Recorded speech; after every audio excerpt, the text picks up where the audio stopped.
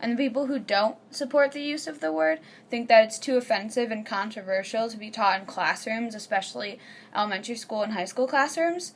I do believe that the word should be omitted and replaced with the word slave, because I've always been taught that the N-word is very controversial, very cruel slur that should never be used under any circumstances. So when it is used in a novel or a song or a conversation, I do feel very uncomfortable.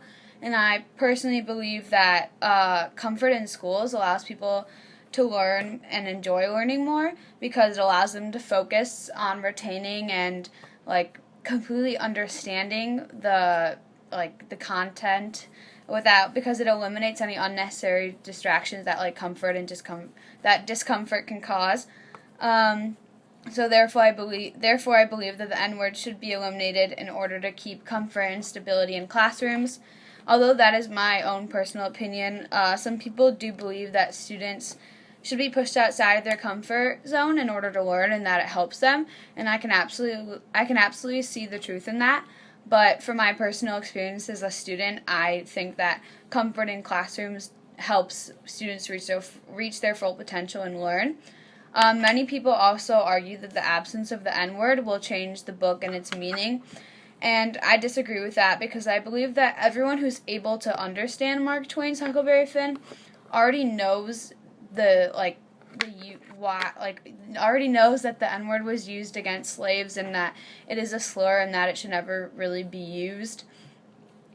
So no secrets of the N-word or the N-word in general are being revealed in the novel. I also disagree with people who say that the N-word is used to show how bad the relationships between white Americans and slaves were at this time, because every American is already taught in history class ever since a young age the relationship between white Americans and slaves and how awful it was and how badly the treatment was. And if the word were to be taken out, it's not going to change the relationships being portrayed in the novel. It's just going to change one word. It's not going to automatically show loving relationships, which are obviously very false.